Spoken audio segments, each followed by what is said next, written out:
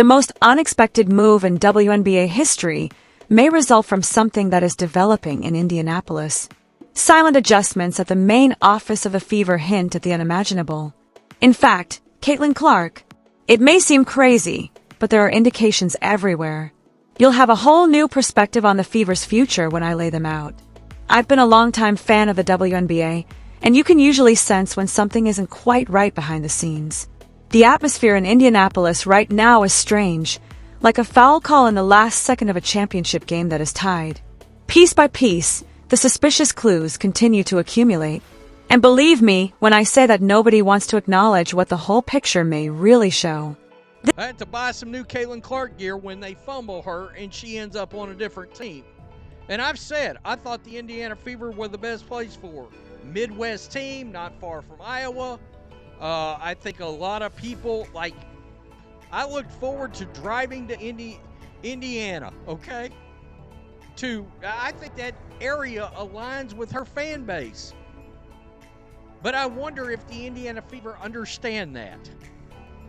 So, and the other thing is, and we're gonna take a look at this Scott Agnes article here, where he basically said that Caitlin Clark, basically that Caitlin Clark brings a dark side to the Fever and her fan. Go trade Caitlin Clark. It's as simple as that.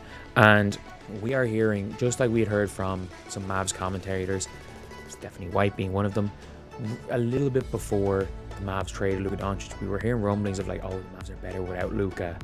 All these negative things. We were hearing rumblings of negative things from Luka and negative effect of Luka Doncic on the Mavs organization. This is what makes it even crazier. There is more to Caitlin Clark than meets the eye. The player is her. The person who made the Fever a primetime headline instead of a league joke. This explains why your grandmother is suddenly aware of what a Logo 3 is. The franchise's indisputable face. She is a member of the basketball royalty. Here we are, however, discussing the unimaginable. An Indiana future without her. Do you recall the time Stephanie White rejoined coach of the Fever? It was said to be a dream match by everybody. Generational talent meets a coach of championship level. You couldn't miss it. However, there has been something simmering under the surface. It's not beautiful either. According to those close to the squad, there are significant differences of opinion not just on rotations or plays, but also regarding authority, control, and the franchise's overall course. And Caitlin Clark herself was at the heart of it all. Clark has had a terrible season. Constant setbacks, groin problems, and quad pain. It seems strange to a player who never missed a game throughout college. Every time her part becomes tense, she appears on the bench wearing street clothes. And it gets hotter from here. Stephanie White allegedly wants Caitlin to play off the ball, which is like directing Michael Jordan to set screens or asking a Ferrari to deliver groceries, according to many accounts. No, nobody wants to acknowledge that anything more significant is taking place here. Additionally, you can see from Clark's body language that she has maintained her composure throughout interviews. She really sighed before responding to a question about sharing the backcourt with another point guard. A superstar doesn't have that kind of energy. Then the most bizarre turn occurred. The Fever won the Commissioner's Cup as Clark was recovering from her most recent ailment. They led Minnesota Lynx 74-59, and not only won, but also controlled the league.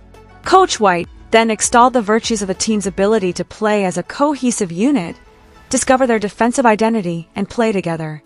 It sounded more like an audition video for life after Caitlin Clark than a post-game news conference. And it gets hotter from here.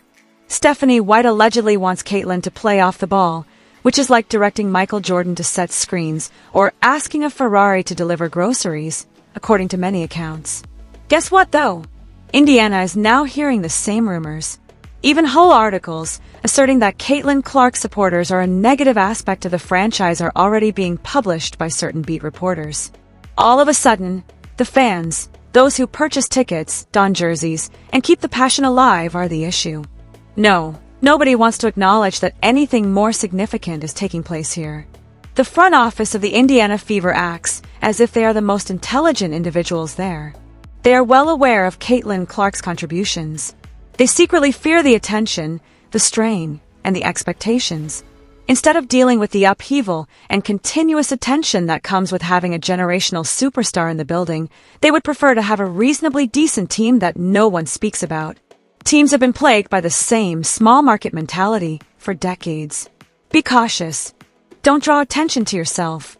Steer clear of the pressure. Let's also discuss Carolyn Peck, Stephanie White's close friend and former college coach, before anybody argues I'm reaching. The notion that the Fever is better without Caitlin Clark has been multiplying, perhaps quadrupling, due to her recent appearances everywhere. Hurry up! Does she not at least contact her close buddy Stephanie before blasting that view throughout the media? Not a chance. This is not an accident. This is a coordinated message. This is the point at which reality sets in. Caitlin won't be traded by the Fever tomorrow or this season. They are too intelligent for that. No, as long as ticket sales are strong, they will continue to profit off the Caitlin Clark craze for another year or two. They're already setting the stage for her departure, however, in a covert manner. If you look carefully, you can see that they are focusing on other players instead of only Caitlin Clark and the Fever. They are gradually creating an identity that is not centered on her. And they'll flip the switch when the time is perfect, perhaps when the next draft star, like Sarah Strong, comes along. They will present it as the best course of action for the future and move Caitlin for draft selections and cap space. The weird part comes next. They'll most likely persuade themselves that it's the proper decision. With that Commissioner's Cup victory without her, they'll say, see, we can win without the drama. They will use business language like team culture and sustainable, which may sound good in press conferences, but have no meaning when your stadium is half empty. And that's what really energizes me. This franchise was salvaged by Caitlin Clark. Before she arrived, the Fever didn't matter since she was performing for audiences so tiny that a library would seem to be filled. She gave a squad that sorely needed it vitality, enthusiasm, and attention.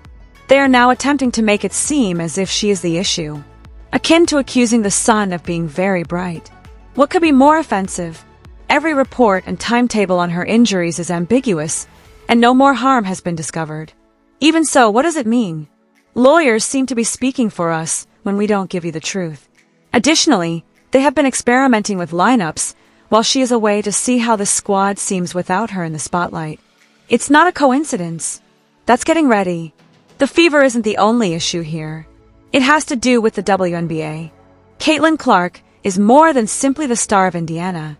She is the WNBA's main attraction, increasing attendance, ratings, and national awareness all by herself. It wouldn't only be a team issue to trade her. It would be an impending disaster for the whole league. What if the Lakers couldn't handle Showtime and had moved Magic Johnson when he was at his best? That's the degree of madness we're discussing. And to everyone who is saying, don't worry, they wouldn't trade their best player. Recall that teams have made this identical error throughout sports history. Teams who choose politics over performance and comfort over brilliance will always regret their decision. What hurts the most is this. Indiana is where Caitlin Clark wants to be. She repeated it. She loves the organization, the city, and the fans. Her tone has changed recently, however. She is discussing the next years, rather than committing to a job there. That isn't a verbal blunder. The person reading the words on the wall is a celebrity. The only thing left to wonder is, where does she go if she's not in Indiana? Because let's face it, she would be desired by every club in the league. Imagine the most exciting backcourt women's basketball match in history, with Caitlin Clark and Sabrina playing together in New York. Or picture her running with Aya Wilson in Las Vegas, a dynasty that is essentially gift packaged. Seattle. They would give her the franchise's keys and allow her to steer Storm's supremacy into the future. There are many options. And to be honest, none of them felt as thrilling as seeing Indiana's self-destruction unfold live. Here's the reality, however. Caitlin Clark leaving Indiana is not something I want to see happen. Fans of the Fever are entitled to better. They have endured years of decline, obscurity, and deserted venues. Watching a generational talent bloom in front of them is something they have earned. However, if this front desk continues to treat her as the issue rather than the solution, perhaps she needs a new beginning.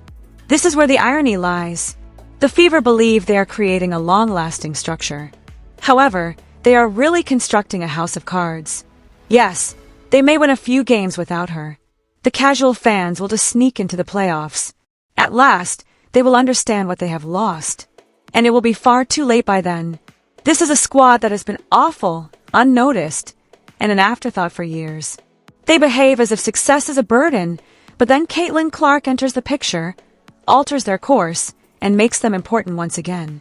It would be like winning the lotto, and then whining about the paperwork required to claim it. Not to mention the true Fever fans who have been there the whole time. This passive-aggressive drama is not fair to them. They are entitled to a company that welcomes excellence rather than eschews it. They should stop worrying about when the next shoe will drop and enjoy seeing Caitlin Clark in a Fever jersey for the next 10 years.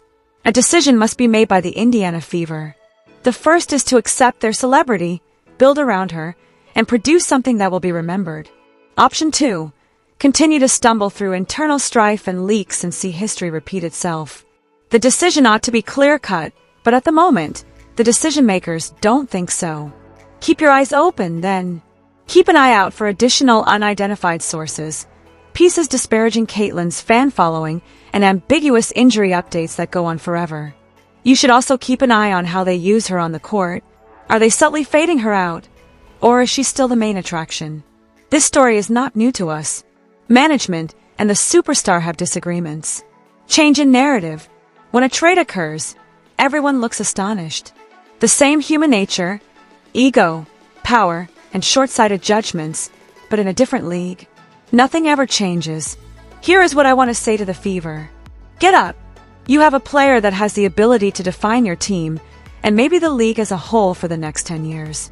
Don't allow ego, fear, or narrow-mindedness to ruin it. Because trading Caitlin Clark will cost you more than just a player, it will cost you your soul. And to everyone observing, take note, this exchange will take place if nothing changes. When it happens, don't be shocked. There are already warning signals. Do you believe Caitlin should remain and make Indiana change? Or should she go to a place that will recognize her brilliance? Tell me in the comments below. And press like if you're concerned about women's basketball's future. Because this drama is only beginning, please subscribe and share with another Fever enthusiast.